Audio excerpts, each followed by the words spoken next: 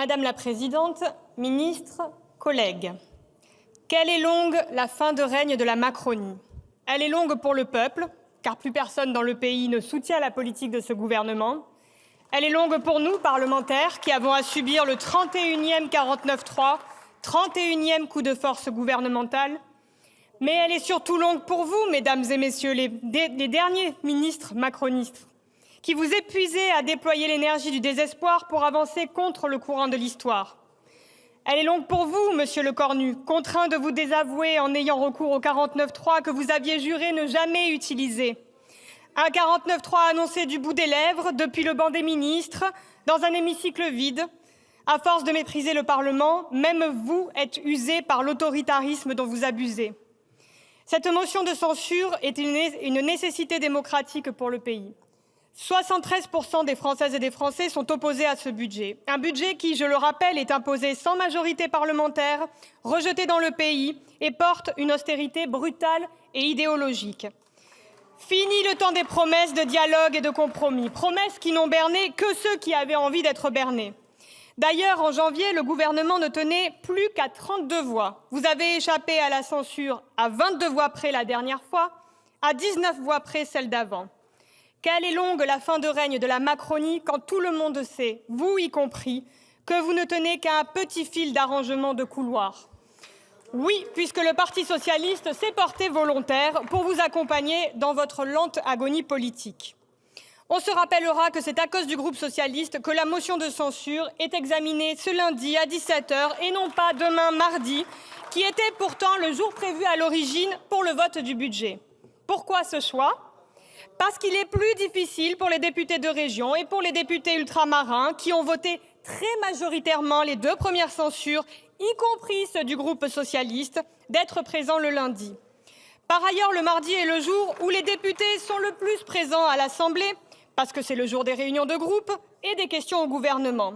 Il y avait donc davantage de risques pour la social-Macronie que des députés, comme pour les précédentes motions, soient convaincus de voter la motion ou puissent donner leur délégation de vote à des députés insoumis, communistes ou écologistes présents pour voter.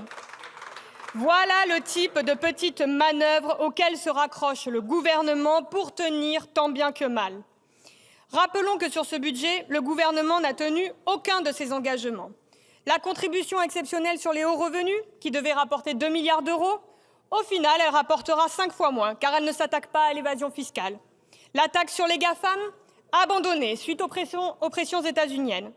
Le social-macronisme, c'est, avec ce nouveau budget, 35 milliards d'euros de coupes dans les services publics et les collectivités. Cela représente 650 € par citoyen en taxes indirectes, en renoncement, en services dégradés. Ce budget organise l'appauvrissement général, alors même que la pauvreté en France a atteint un niveau jamais vu.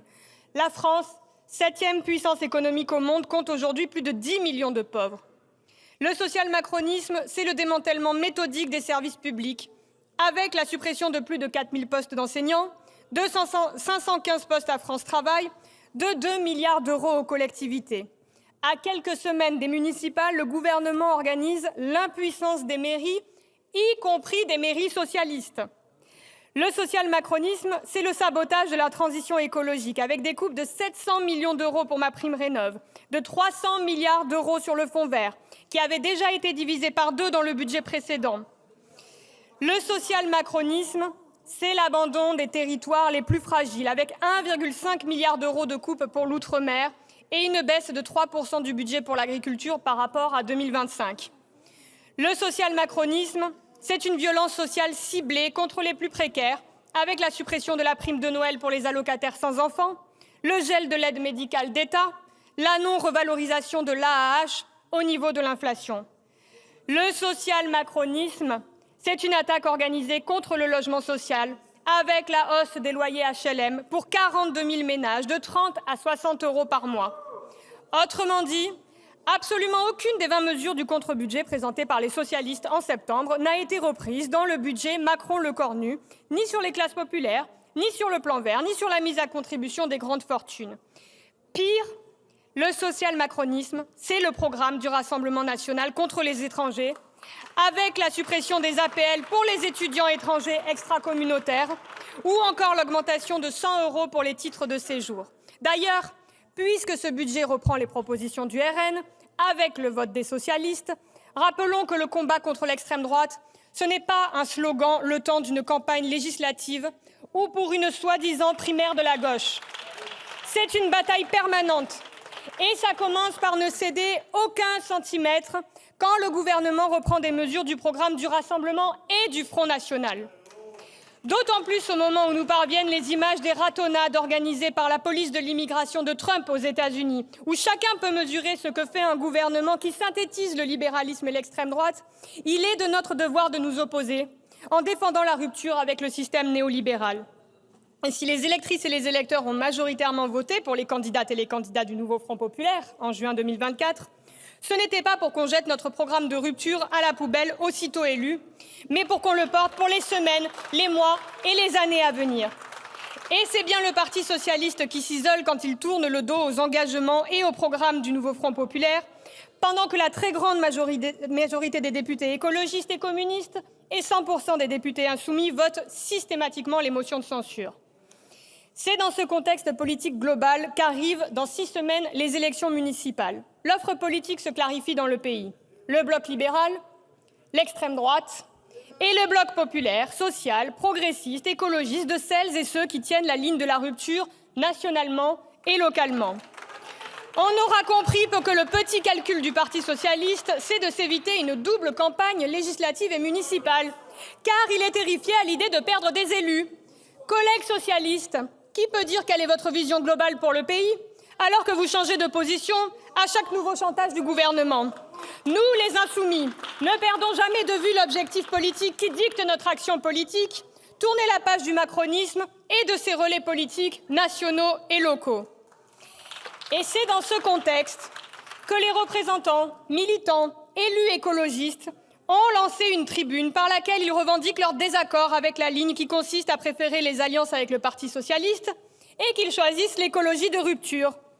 Alors que les effets de la crise climatique ne se sont jamais aussi fortement fait ressentir, alors que le droit international est remis en question en plusieurs endroits du globe, à commencer par Gaza où le génocide est toujours en cours sous nos yeux, alors que l'extrême droite s'organise à l'échelle mondiale, je salue celles et ceux qui refusent que le projet antiproductiviste, anticapitaliste, antiraciste soit associé à la coalition PS macroniste. Ils et elles étaient 50 premiers signataires il y a une semaine. Ils sont désormais plus de 600 à revendiquer le programme, la stratégie et le périmètre politique du nouveau Front populaire. À celles et ceux qui nous écoutent, regardez comment votent vos députés à l'Assemblée. Regardez qui censure, regardez qui ne censure pas le gouvernement. Et vous saurez qui est capable de tenir une ligne de rupture. Et après les élections municipales, il y aura des élections sénatoriales, une élection présidentielle et des élections législatives.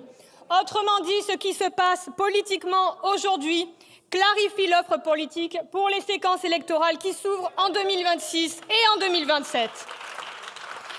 J'en profite pour rappeler qu'il ne reste plus que 2 jours pour s'inscrire sur les listes électorales sur Internet et 4 jours pour s'inscrire dans vos mairies.